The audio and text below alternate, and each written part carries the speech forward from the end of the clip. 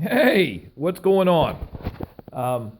I'm just a brand new, I don't know if you, an octocopter, quadcopter.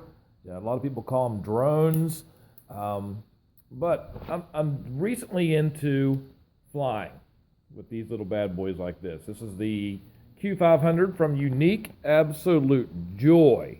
But I thought I would make this video because, like I said, I'm very new to this whole ordeal, and I thought there's probably a lot of people like me, and I'm going to kind of go over what I've learned in a very short amount of time. Now, obviously, if you're an experienced pilot, then this is all going to be common sense to you. Maybe there's going to be some things you've even forgot. But for somebody that goes out and invests a lot of working hours to buy one of these things, this might help you at least maybe help you cool your jets a little bit.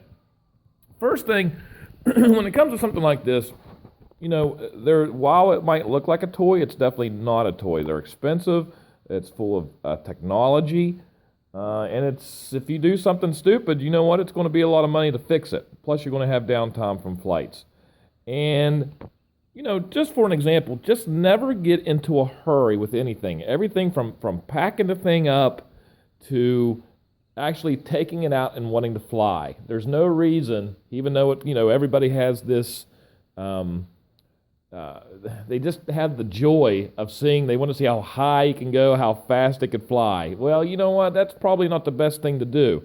So you don't. You just take it easy. You learn how the machine handles. The first thing I learned pretty quick was, like with anything, you want to read the manuals and all that.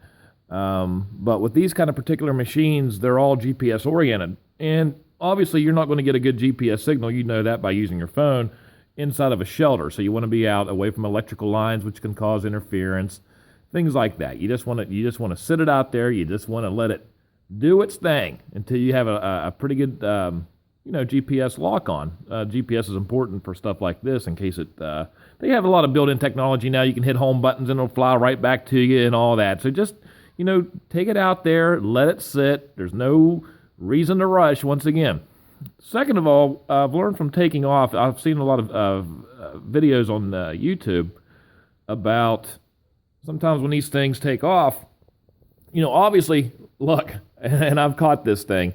They recommend actually holding it and then launching it. Don't launch it from the ground position and don't let it actually land, because sometimes when you get down there, you'll get maybe like a wind shear or the thing will bounce if you're not on steady ground.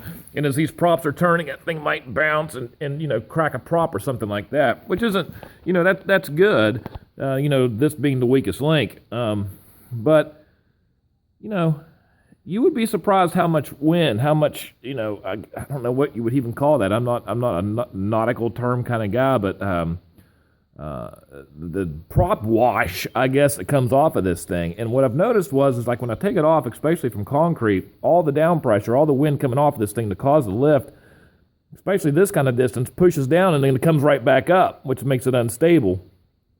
It'll go up and it'll just want to, it'll want to bounce around because it's in its own wash a little bit, so to speak. So, the faster you can get it off the ground with a little bit of distance, the better you're going to be as far as, maybe having that thing come down and either getting hit by its own wash or maybe like a shear coming down and putting it right back down to the ground again. So, when they tell you to kind of hold those things up and let them go, that's not a bad idea, and I've been especially landing. I've been doing that, and it's not too bad. I just want to make sure I don't get my fingers stuck into that. Storing, of course, with the gimbal mount. I always keep this thing on here. This is like free floating, and you just don't want to tear stuff up. You just want to cool your jets. But as far as getting out here and flying, one thing that I've noticed is that there's definitely a difference between what you feel where you're at on the ground compared to when you start, sticking that thing maybe 200, 400 feet in the air, if you want to get into it higher than that. And, one thing to remember is when you're at ground level, you have a lot of obstacles. You have a lot of resistance for that wind. You can just see through the landscape here. It's got to go through trees. It's got to go through the terrain. It's got to go through homes. It's got to go through fences. So while you might not feel anything, Once you get that thing up high enough, of course, there's no resistance. It's just all air movement there, which of course is going to cause your little problems when it actually comes to flying, because then all of a sudden you might lose control of the daggone thing. Now, like I said, with these kind of copters now, a lot of them have the GPS that'll pretty much hold it in place. But I've seen plenty of videos where jetliners go down from wind shears and stuff like that, and you know what?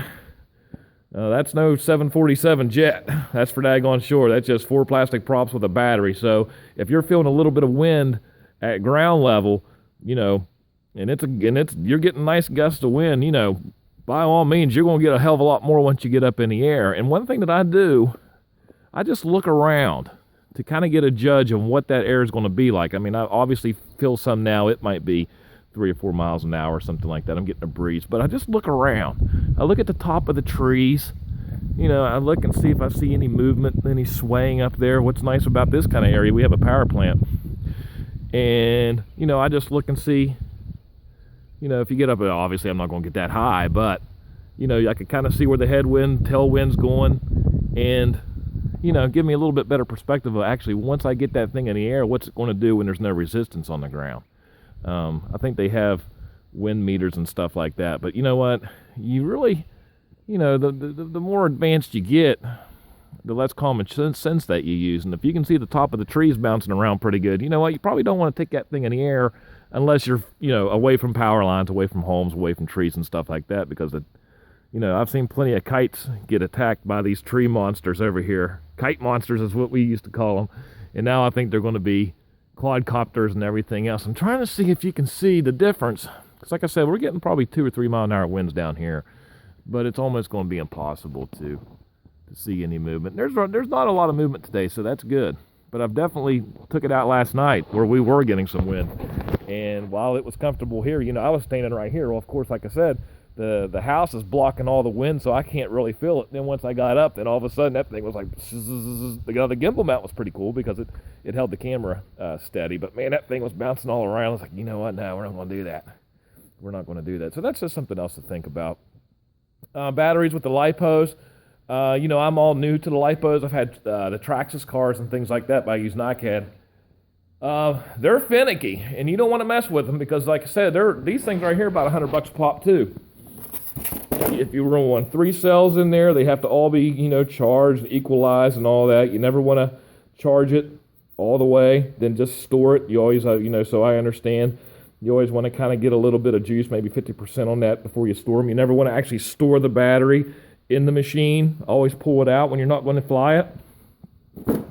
And, it's not that hard, but the biggest thing is you want to have an enjoyable experience. And if it's too windy, you could have been flying these things for 20 years, and it's just no fun because it's a constant fight. It's a constant fight. So if you're thinking about getting one of these things, go out and get a small one that doesn't have GPS and all of that, and it'll scare you. It'll scare you to the point you get one of these things, and you'll get overconfident way too fast, and probably after a while, 6 weeks from now, I'll be all this stuff that I'm talking about now, I won't even think about, which is probably when I'm going to have my accident and crash the daggone thing because I got cocky with it.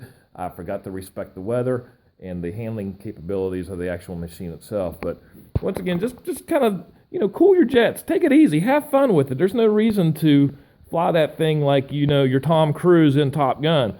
Just take your time. Don't get to a rush. Bend props, and, if you don't slam that thing in there, you don't want to break it, especially if you're not even flying it. Store it safely. And then when you go out and you want to fly, you know what? I want to fly every single day, but there's just some days where you can't. So just if you want to, just stand out there and just take 5 minutes of your time before you send up something that's costing you over $1,000 and just feel, just look around.